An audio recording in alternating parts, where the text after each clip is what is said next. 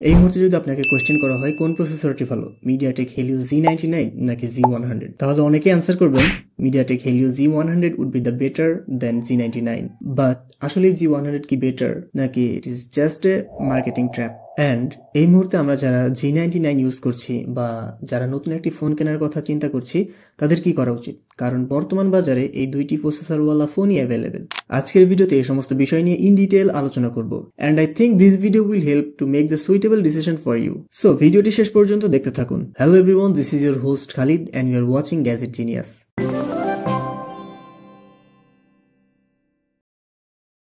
First of all, আমরা যেহেতু compare করব তাই আমাদের দুইটি প্রসেসর সম্পর্কে ধারণা থাকা দরকার। দুইটি প্রসেসরের মধ্যে যথেষ্ট পরিমাণ সিমিলারিটি আছে, যেমন both R 4G processors, and দুইটি প্রসেসরই 6 ন্যানোমিটার আর্কিটেকচারে বিল্ড করা, অ্যান্ড দুইটি প্রসেসরই রয়েছে 8টি কোর, যার মধ্যে 2টি কোর 2.2 GHz এবং বাকি 6টি কোর 2 GHz। দুইটা প্রসেসরের ফ্রিকোয়েন্সি 2200 MHz, অ্যান্ড দুইটাতেই সেম জিপিইউ ব্যবহার করা হয়েছে মালি G57MP2। দুইটাতেই LPDDR4X এর র্যাম সাপোর্ট করে, অ্যান্ড যার ফ্রিকোয়েন্সি 2133 MHz, অ্যান্ড স্টোরেজ হিসেবে ব্যবহার করা যাবে UFS 2.2, অ্যান্ড দুইটা প্রসেসরই 2K @ 30 FPS এ ভিডিও রেকর্ড করতে সক্ষম। স্পেসিফিকেশনের দিক দিয়ে আমি জাস্ট একটা জায়গায় ডিফারেন্স পাইছি, সেটি হলো Z99 108 মেগাপিক্সেল পর্যন্ত ক্যামেরা সাপোর্ট করে, অ্যান্ড G100 200 মেগাপিক্সেল পর্যন্ত ক্যামেরা সাপোর্ট করে। বাট শুধু এইটার জন্য কি Z100 কে উইনার হিসেবে কনসিডার করা যায়? দেখেন, আমরা তো নিজেরা ফোন তৈরি করি না, তাই না? কোম্পানি আমাদেরকে যা অফার করে আমরা সেটাই কিনতে বাধ্য। আর এইরকম প্রসেসরের বেলায় ম্যাক্সিমাম ফোনগুলোতে দেখা যায় 50 মেগাপিক্সেল ক্যামেরা অফার করে। আর আপনারা অনেকেই জানেন যে পিক্সেল কোয়ালিটি আসলে মেগাপিক্সেলের উপর ডিপেন্ড করে না, ক্যামেরা সেন্সরের উপর ডিপেন্ড করে, অ্যান্ড ক্যাপচারের পর তার প্রসেসিংয়ের উপর ডিপেন্ড করে। যদিও প্রসেসরের অপটিমাইজেশন এখানে অনেক বেশি ম্যাটার করে, তাই আমি এখানে Z100 কে একটু এগিয়ে রাখবো, কারণ এটি একটি আপডেট অ্যান্ড রিফ্রেশ ভার্সন। তাই স্পেসিফিকেশনের দিক দিয়ে সব সিমিলার হলেও এখানে Z100 উইনার। কিন্তু আপনি কি জানেন শুধু এইটার জন্য কেউ Z100 কিনবে না? আসলে ট্র্যাপটা অন্য জায়গা।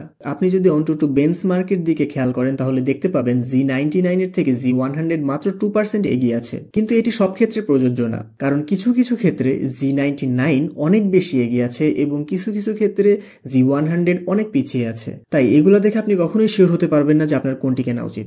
আসলে ভ্যারি করে ইউজার এক্সপিরিয়েন্স অ্যান্ড অপটিমাইজেশন। আপনারা শুধু একটি ধারণা নিতে পারবেন মাত্র। হাউএভার, আপনাদেরকে এসব ইনফরমেশন দিয়ে আমি কনফিউজড করতে চাই না। নতুন যে ফোনগুলো 2025 সালে আসতে যাচ্ছে সেগুলা হিউজ পরিমাণ সেল হওয়ার পেছনে একটা বড় কারণ হবে update feature and built in AI. Exactly, this is the trap. In ফিউচারে সব ফোনগুলোতে প্রচুর পরিমাণ এআই ব্যবহার করা হবে, অ্যান্ড সেই ফোনগুলো অ্যাভেলেবেল হওয়ার সাথে সাথে বর্তমান ফোনগুলোকে অনেক বেশি ব্যাকডেটেড মনে হবে। তাই বলবো, এই মুহূর্তে যারা ফোন কেনার কথা চিন্তা করছেন তারা যদি আর কিছুদিন ওয়েট করেন তাহলে একটি ভালো ডিল পেতে পারেন। অ্যান্ড আই থিঙ্ক 2025-এর মাঝামাঝি সময়ে এই ফোনগুলো অ্যাভেলেবেল হয়ে যাবে। তাই এখন যারা Z99 ইউজ করছেন তাদের কোনোই দরকার নেই Z100 এ শিফট হওয়ার। আর যারা নতুন ফোন কেনার চিন্তা করছেন তারা চাইলে Z100 নিতে পারেন, যেহেতু এটি একটি update and refresh version. And একটা বিষয় বলে দিই, দুইটার প্রসেসরই কিন্তু এআই সাপোর্টেড, তবে বিল্ট ইন এআই থাকার যে বিষয়টা সেটা ফোন ওয়াইজ ভ্যারি করবে। আপডেট মডেলগুলোতে বিল্ট ইন এআই বেশি থাকবে, এটাই স্বাভাবিক। আর যারা নতুন ফোন কিনতে যাচ্ছেন তাদেরকে কিছু ফোন অ্যাভয়েড করার কথা বলবো আমি, যার মধ্যে একটি হলো ইনফিনিক্সের হট 50 Pro Plus।